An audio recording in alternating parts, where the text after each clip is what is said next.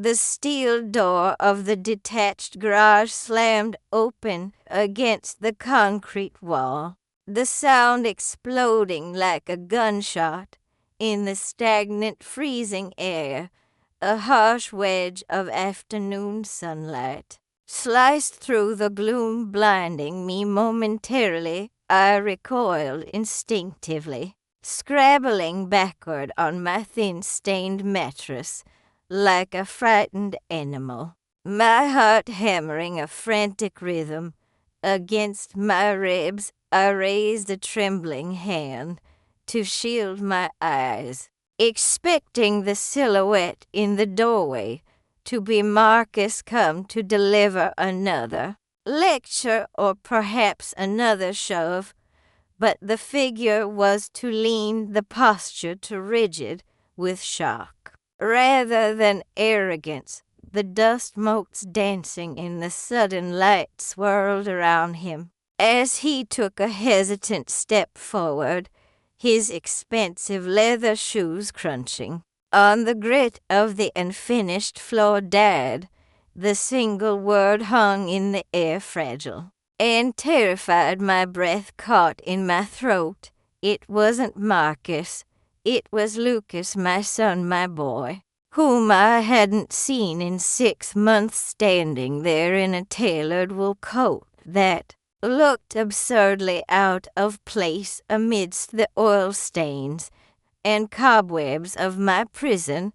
He stepped fully inside, and as his eyes adjusted to the dimness, I saw his expression crumble. He took in the bucket in the corner that served as my toilet, the single frayed blanket wrapped around my shivering shoulders, and the purple bruise blossoming across my cheekbone like a dark flower. Oh my God, Dad! He rushed to me, dropping to his knees on the cold concrete without a second thought for his suit pants. His hands hovered over me, afraid to touch, as if I were made of brittle glass that might shatter under the weight of his concern. Lucas, I rasped, my voice sounding foreign to my own ears, unused and rusty. You shouldn't be here. If Marcus sees you, to hell with Marcus. Lucas spat, his voice trembling with a mixture of horror and rising fury. Why are you in the garage? It's November in Seattle, Dad. It's 40 degrees out here. You have a pension. You have a retirement fund. You worked as a structural engineer for 45 years. You have $7.00 a month coming in. Why are you living like a stray dog? 7-0, the number echoed in my head, a cruel reminder of the life I used to have. Before I could answer, a shadow fell over us, blotting out the light. I didn't have to look up to know who it was. The heavy, confident breathing, the scent of expensive cologne masking the smell of stale tobacco. It was Marcus. That 7-0 is mine now, Marcus announced, his voice smooth, devoid of shame. I'm keeping all of it. Lucas froze slowly. He turned his head to look at the man standing in the doorway, my son-in-law, the man who had promised to take care of our family, now looming like a warden over his inmates. Right behind him stood Sarah, my daughter, my little girl. She was staring at the ground, twisting her wedding ring round and round her finger, refusing to meet my eyes or her brother's. What did you just say? Lucas asked, rising slowly to his feet. He was taller than Marcus, but leaner. Marcus had the bulk of a former linebacker, gone soft with greed and easy living. I said the pension is mine. Marcus repeated, crossing his arms over his chest. He leaned against the door, frame casual, as if discussing the weather legally. And rightfully your father signed the power of attorney. I control the assets. I control the house. And given his declining mental state, I decided the garage was the safest place for him. Less trouble for everyone. Lucas looked from Marcus to Sarah, waiting for her to deny it, to scream, to defend me. Sarah just shrank further. Behind her husband's shoulder, the silence from her was louder than any shout. It was the sound of a heart breaking. Lucas looked back at me, at the squalor I was living in. And then he did something that confused Marcus. He didn't scream. He didn't throw a punch. He reached into his pocket and pulled out his phone. He tapped the screen, checked something, and then slid it back. Then he unclasped the platinum watch from his wrist. It was a masterpiece of engineering, a Patek Philippe I knew. He had bought to celebrate his partnership. At the architecture firm in Chicago, he placed the watch gently on the dusty workbench that stood between him and Marcus. The metal clicked softly against the wood. That watch is worth $12. Zero, Lucas said, his voice terrifyingly calm. Marcus's eyes flickered to the watch-greedy instinct, warring with suspicion. Take it, Lucas said. What? Marcus frowned. Take the watch, it's yours. Just step aside and let me take my father out of here right now. You keep the pension for this month. You keep the watch. Just let us pass. Marcus looked at the watch, then at me, huddled on the floor. A slow, cruel smile spread across his face. He picked up the watch, weighing it in his hand, admiring the craftsmanship. Then, with a sneer, he tossed it back onto the workbench. It slid across the dust and fell to the concrete floor with a sickening crunch of breaking glass. Why would I take a one-time payment of $12,000, Marcus laughed, when I have a golden goose laying $7 eggs every month until the old man kicks the bucket? And he's not going anywhere. He lives here. Those are the rules. Lucas stared at the broken watch on the floor. He stared at it for a long, long time. When he looked up, the sadness in his eyes was gone, replaced by a cold, calculating precision. I recognized it was the look of an architect seeing a structural flaw that needed to be demolished. Okay, Lucas whispered. Okay, that moment, that precise second, where the glass face of the watch shattered on the concrete, was the beginning of the end for Marcus. Though he was too arrogant to see it, as I sat there wrapping the scratchy wool blanket tighter around myself, I realized that for the first time in 3 months, I wasn't just waiting to die. I was watching a war begin, to understand how a man of 70, to a man who had designed bridges that withstood earthquakes and skyscrapers that pierced the clouds, ended up shivering in his own garage. You have to understand the insidious nature of trust. It doesn't break all at once like a snapped beam. It corrodes like rust, eating through iron, invisible, until the structure collapses I was Elias Thorne. I had been a man of respect when my wife Martha passed away 5 years ago. The silence in the big house in the Seattle suburbs became deafening. I filled it with books, with gardening, with small projects. I was lonely, yes, but I was independent. Then came the phone call from Sarah. 6 months ago, Sarah, my youngest, always the one who needed a little more help, a little more guidance. She and Marcus were having cash flow issues. They had lost their condo. Could they stay for a few weeks?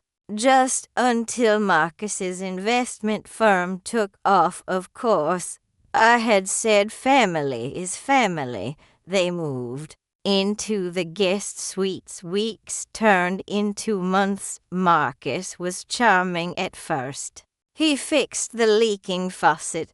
He brought home expensive scotch bought with my money, I later realized, and poured me drinks, asking for advice on business.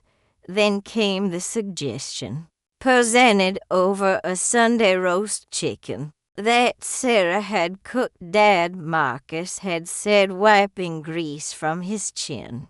You're managing so much, the bills, the maintenance, the accounts. Why don't I take that burden off you? Just a limited power of attorney for banking convenience, so you don't have to drive to the branch in the rain. It sounded sensible. I was getting older. My eyes weren't what they used to be, and the paperwork was tedious. I trusted Sarah. She was sitting right there, nodding, smiling, that sweet smile that reminded me of her mother, so I signed. I didn't read the fine print.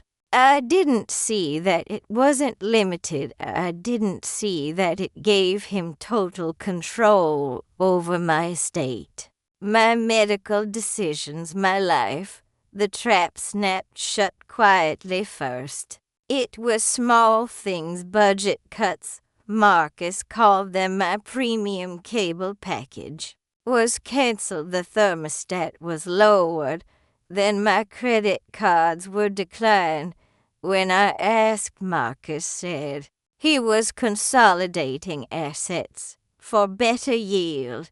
Then 3 weeks ago, the violence began, not a punch, but a shove. I had confronted him about a withdrawal of $10. Zero. He had pushed me hard against the hallway wall. You're confused, Elias. He had said, his face inches from mine. You're getting senile. You don't remember agreeing to that investment. I hadn't agreed.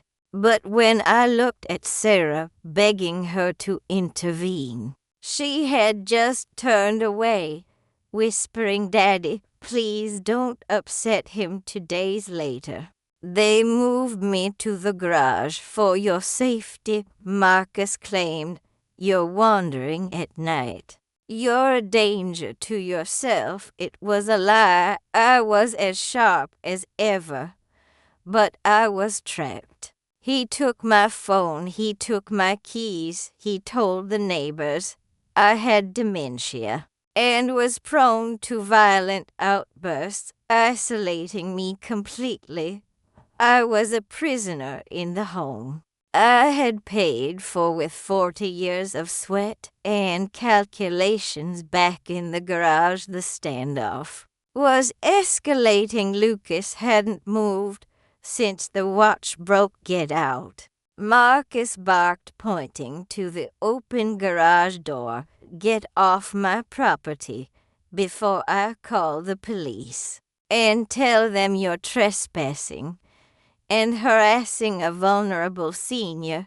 Lucas let out a dry, humorless laugh. Your property. It is in practice, and soon in name. Now move. Lucas looked at me. His eyes were watering. but his voice was steady. "Dad, I'm going to go," panic surged in my chest. "No, Lucas, don't leave me. I have to, Dad, but I'll be back. I promise you. Do not give up, do you hear me? You survive this just for a little longer." He turned and walked out. He didn't look back at Marcus. He didn't look at Sarah. He just walked to his rental car, a silver sedan parked in the driveway, and drove away. As the tail lights disappeared, I felt a darkness descend that was heavier than the coming night.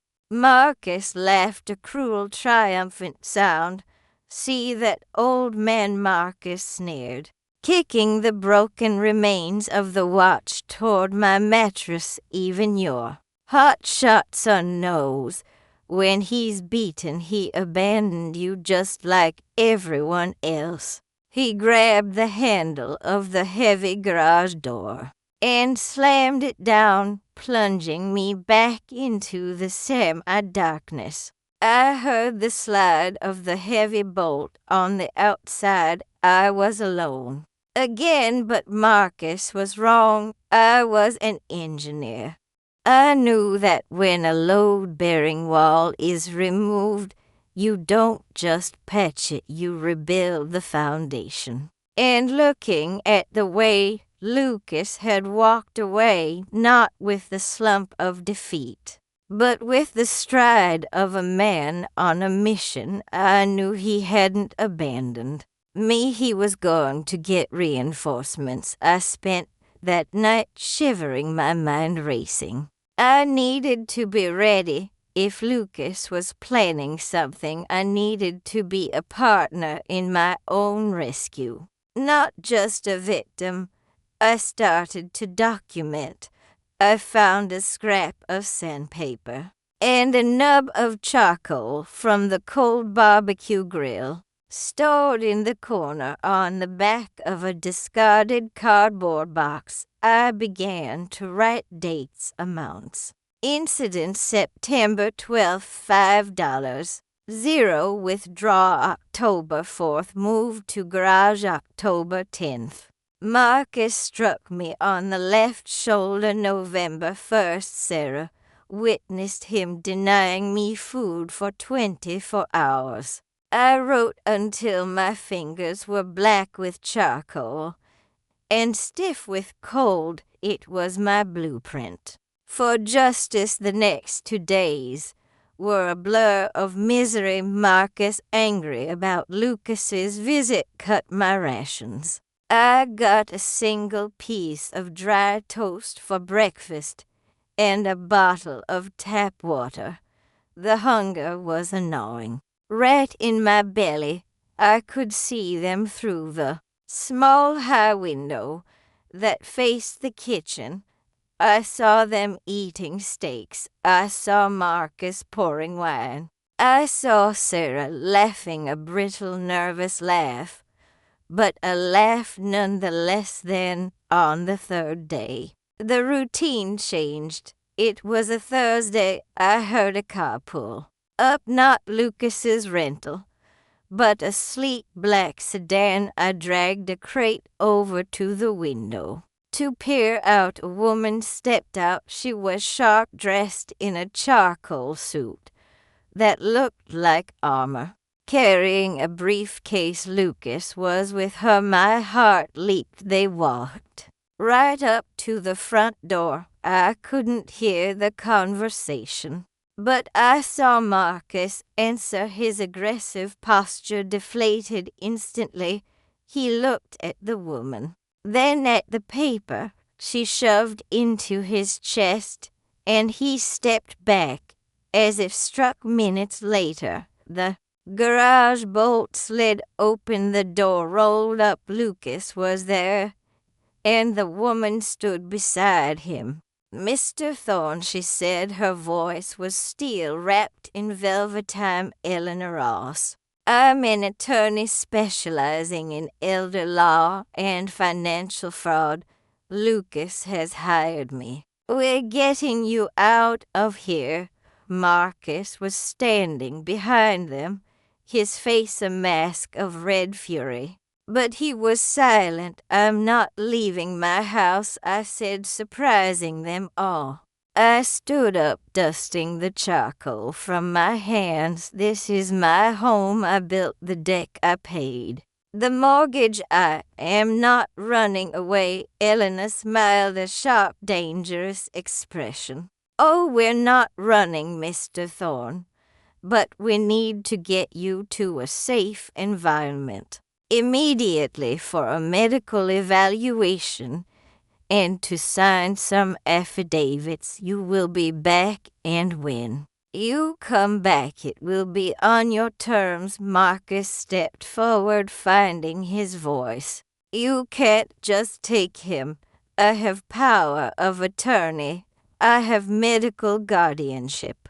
Eleanor turned to him. Matthews, I have filed an emergency petition with the court this morning, based on probable cause of elder abuse, neglect, and financial exploitation. Judge Sterling granted a temporary suspension of your powers pending a hearing in 48 hours if you try to stop us. I will have the sheriff's deputies, who are parked around the corner, arrest you for obstruction and false imprisonment right now. Do you want to roll the dice? Marcus paled. We walked out. I walked past Sarah, who was weeping silently in the hallway. I didn't stop. I couldn't. If I looked at her, I might break. And I needed to be strong. Lucas drove us to a hotel downtown, a place with thick carpets and hot water. I showered for an hour, watching the gray water swirl down the drain, scrubbing the smell of the garage from my skin. When I came out wrapped in a robe, there was a steak dinner waiting, real food. I ate slowly, savoring every bite while Lucas and Eleanor laid out the strategy. It was a war room. Eleanor had the recordings. I asked, confused. Lucas pulled out his phone. Remember when I visited? Remember the watch? I started recording audio the second I walked onto the driveway. He pressed play. Marcus's voice filled the hotel room, arrogant and damning. That 7-0 is mine now. I control the assets. He lives here. Those are the rules. It's a confession, Eleanor said, tapping her pen on the legal pad. In Washington state, we usually need two-party consent for recordings, but there is an exception for recording evidence of a felony, specifically extortion and threats of physical harm. This is admissible. But we need more. We need to prove the physical neglect. That's why we have Dr. Vane seeing you tomorrow. The next morning, Dr. Kalen Vane, a forensic specialist, examined me. He documented every bruise. He measured my muscle mass loss, 15 pounds in 2 months. He noted the dehydration, the vitamin deficiencies, the sores on my back. From the hard mattress, he took photos that made me look away in shame. This is torture, Dr. Vane said, quietly snapping a photo of my shoulder. Systematic deprivation. It's a felony, Elias. We are going to bury him with this. The hearing was set for Monday. The weekend was an agony of waiting. I stayed in the hotel, sleeping in a soft bed that felt too large. Lucas stayed with me. We really talked for the first time in years. I'm sorry I didn't come sooner, Dad, Lucas said. staring out the window at the rainy Seattle skyline. I didn't know Sarah always said you were. Fine that you didn't want visitors. She chose him. I said the words tasting like ash. She chose a thief over her own father. Fear makes people do terrible things, Lucas said gently. But greed makes them monsters. Monday morning arrived gray and weeping rain. We drove to the King County Courthouse. I wore a suit Lucas had bought me. It hung a little loose on my gaunt frame, but I stood tall. I was an engineer. I was going to fix the collapse. The courtroom was still smelling of floor wax and old paper. Marcus and Sarah were there with a lawyer who looked like he hadn't slept in a week.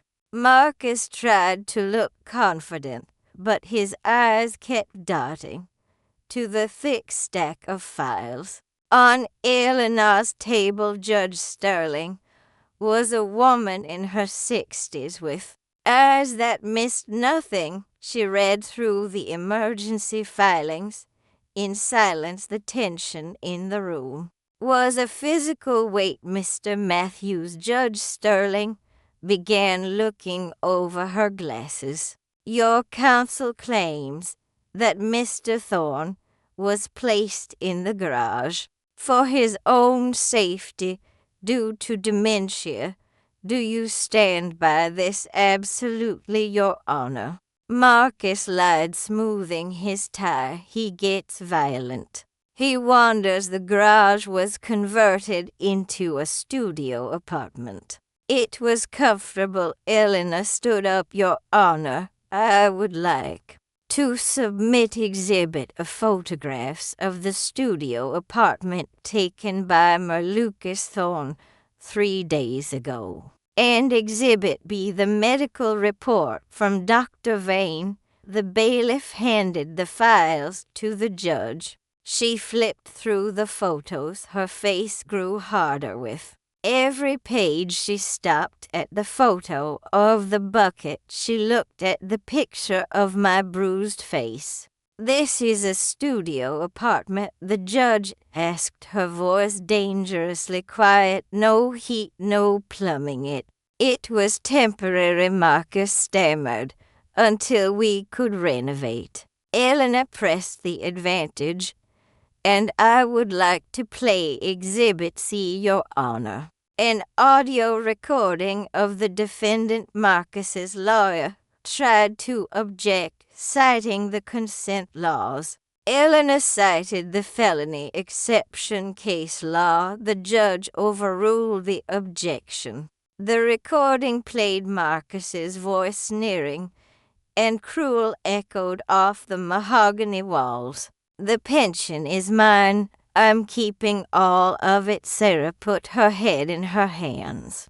Marcus turned a sickly shade of gray. Judge Sterling stopped the recording. She took a deep breath and looked at Marcus. In my 20 years on the bench, I have seen many cases of family disputes, but this is depravity. She turned to the court reporter. Let the record show that the power of attorney is hereby revoked immediately. All assets are to be frozen pending a forensic accounting. A permanent restraining order is issued against Marcus Matthews. She wasn't finished regarding the property. Mr. Matthews, Mrs. Matthews, you have 24 hours to vacate Thorne's residence. If you are not out by noon tomorrow,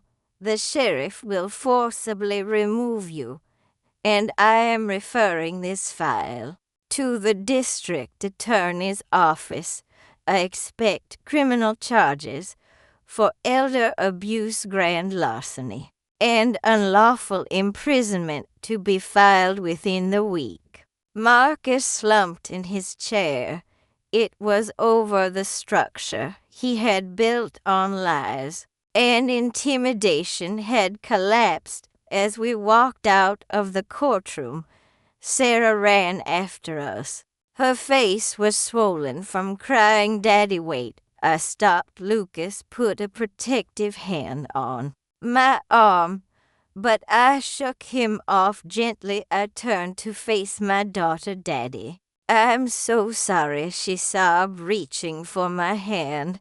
I was so scared. He threatened me too. He said we'd lose everything. "Please, you have to help us." "Where will we go?" "He's going to jail." I looked at her. I remembered teaching her to ride a bike. I remembered walking her down the aisle to marry Marcus despite my reservations. I loved her. I would always love her.